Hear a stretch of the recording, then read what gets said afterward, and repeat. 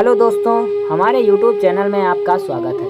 तो आज का वीडियो होगा, क्या स्त्रियों को हनुमान जी की पूजा करनी चाहिए या नहीं। अगर वीडियो पे नए हैं तो वीडियो को लाइक करें, चैनल को सब्सक्राइब करें और दोस्तों के साथ शेयर करें। तो वीडियो को स्टार्ट करते हैं।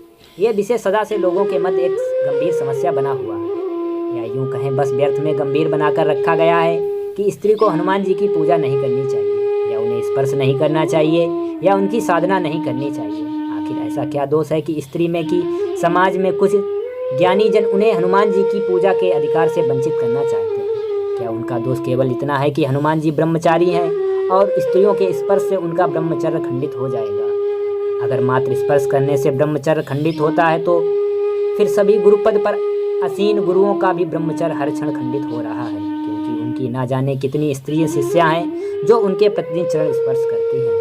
ब्रह्मचर्य तो तब खंडित होगा ना जब हम किसी स्त्री के स्पर्श करने पर अपने मन में काम भाव लाएंगे। और ज्ञानी समाज क्या हनुमान जी को इतना निर्मल मानता है कि एक साधारण स्त्री के स्पर्श करने पर उनके भीतर काम भाव जाग जाएगा और उनके ब्रह्मचर्य को ठेस पहुँचेगी।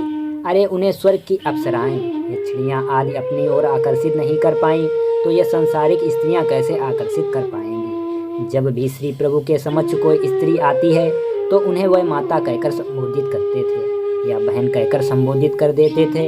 जिनका जन्म एक स्त्री के गर्भ से हुआ हो उनको स्त्री से बैर कैसा हो सकता है। हनुमान जी काम सक्त नहीं है, परंतु ब्रह्मचर्य क्या है वे भली भांति जानते हैं। अगर स्त्रियों के स्पर्श वर्जित है तो हनुमान जी अपनी माता अंजना के चरण स्पर्श करते हैं।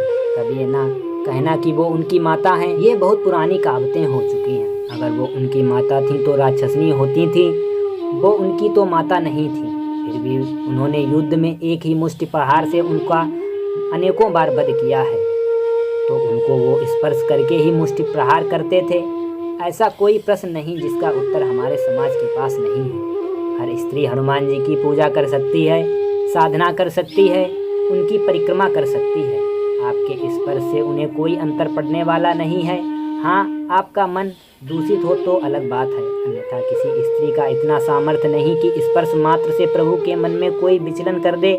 अगर आप ऐसा सोचते हैं तो आप अपने हनुमान को बहुत कम आंक रहे हैं और अपने भगवान के सामर्थ्य पर शंका करने से अच्छा है कि आप अपने भगवान की पूजा करना ही छोड़ दें। हर स्त्री प्रभु की भक्ति और साधना करनी चाहिए। हनुमान को गुरु के रूप में या बड़े भाई के रूप में पूजें और फिर देखें उनकी कृपा आप पर बरसती है कि नहीं। जो लोग तंत्र मार्ग में हैं प्रत्यंगिरा को तो जानते ही होंगे। माँ का ही उग्र स्वरूप प्रत्यंगिरे माँ पूर्ण दिगंबर आस्था में दिगंबर शिव की गोद में हिमालय के उच्च शिखर पर बैठी हैं।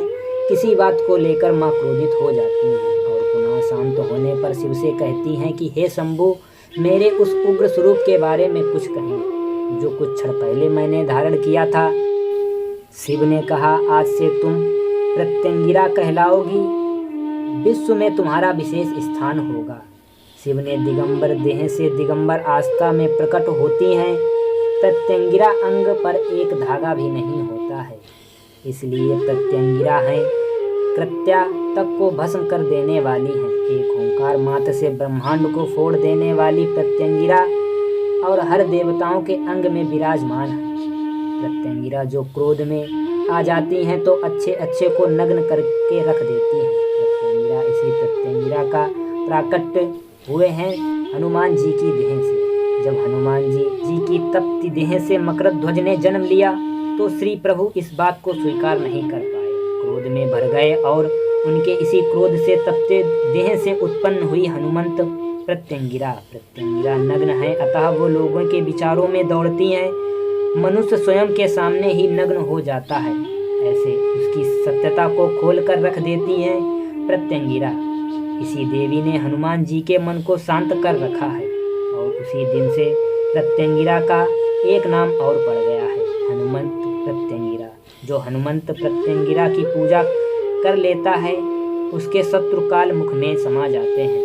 उग्र और तंत्र की प्रमुख देवियों में से एक हैं हनुमंत प्रत्यंगिरा। हनुमान जी के तप करने पर उनके ही अंग से प्रकट होती हैं यह देवी। भविष्य में इस पर विशेष चर्चा अवश्य होगी। आज ये बताने का केवल उद्देश्य इतना था कि प्रभु के अंग से एक स्त्री उत्पन्न हुई, वो अब भी उनके अंगों में विराजमान है, जिसे हम हनुमंत प्रत्यंगिरा कहते हैं। तो आप उन्हें स्त्री तत्व से दूर कैसे कर सकते हैं? परमेश्वर ने सभी को समान अधिकार दिए, अतः कोई भेद ना करे।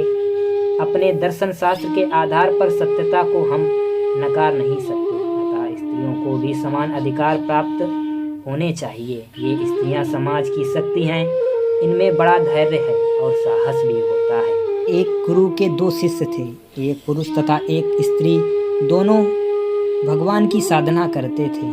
पुरुष की अपेक्षा स्त्री को शीघ्रता से सफलता मिल जाती है। प्रभु आपके लिंग को नहीं देखते, आपकी भावना को देखते हैं।